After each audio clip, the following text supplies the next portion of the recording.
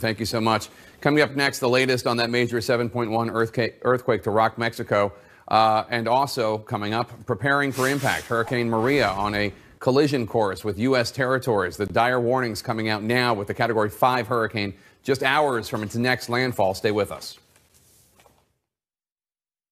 Back with more breaking news in our world lead. A 7.1 magnitude earthquake that just hit Mexico, the epicenter about 75 miles outside Mexico City. President Trump just tweeted about the earthquake saying, quote, "God bless the people of Mexico City. We are with you and will be there for you." Let's bring back CNN's Allison Chinchar. Allison, what more are you learning about this earthquake?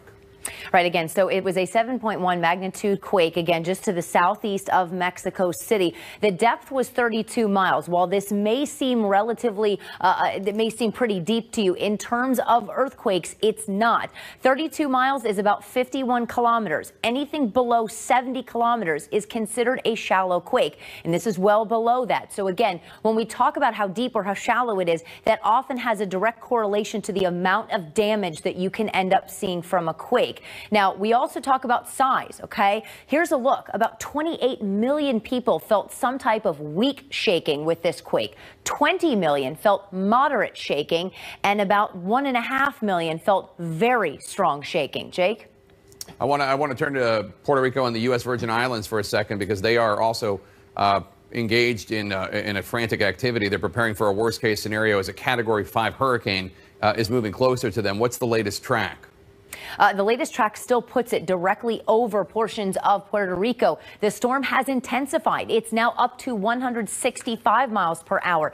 If it stays at this current strength, it will end up being the strongest hurricane to hit Puerto Rico. It's already close enough now that we can actually pick up some of these outer bands on Puerto Rico's actual radar. Puerto Rico is warning about massive flooding. They're warning about mudslides. Theoretically, how much rain could Maria bring?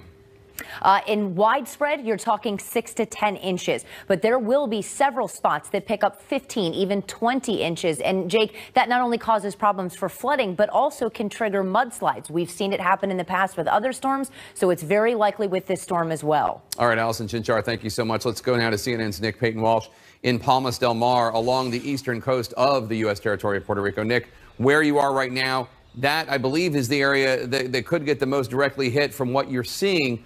Does Puerto Rico appear ready for the storm?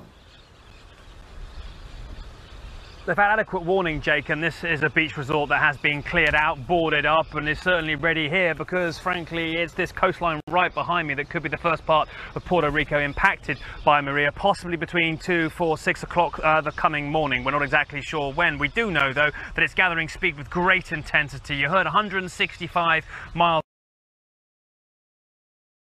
an hour there. Well, it was only 65 miles ago, 30 hours earlier, so it's moving incredibly faster as time goes by. Now, the broader question, of course, is that Hurricane Irma gave a sort of glancing blow to Puerto Rico just about 2 weeks ago or so now. Still caused $1 billion worth of damage. There are still 46,000 people without power after that. The issue really is, has the damage sort of been done? Are people adequately prepared or ready for this because they've been in a state of emergency for quite such a period of time, or are we going to risk even further damage? The winds could be utterly catastrophic. They're telling people to get away from flood risk areas. Where I'm standing here, the water could possibly rise in a storm surge to almost twice my height.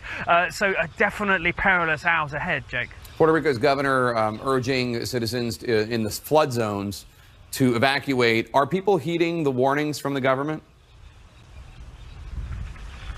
From what we've seen, yes. I mean, there are 500 shelters in place. But bear in mind, too, that Puerto Rico has become a shelter for those fleeing the damage from Hurricane Irma on other outlying Caribbean islands. In fact, I saw some people at a hotel we were staying at last night seeing if they could get a room because they'd fled another adjacent island. So, yes, there's definitely concern here for the level of shelter that can be provided for people. Concern voiced by government officials about how many people have already gone to shelters. We know, everybody knows this is coming. There's no doubt about that. The question is, how seriously are they taking it? You mentioned the possibility possibility in that early report of 25 inches of rain. Well, that's kind of up to here on my leg or so. So we're going to see an incredibly large amount of water dumped on this island. There are many buildings, many trees that potentially weakened by Irma. And the question really is exactly how many people have put themselves out of harm's reach, and quite what does a hurricane of this force. You have to be over 89 years old to have seen something quite as powerful as this before in your lifetime. So serious questions is exactly what the days ahead can bring, and we will be standing right in its forthcoming path, Jake. All right, Nick Payton Walsh, be safe. Thank you so much.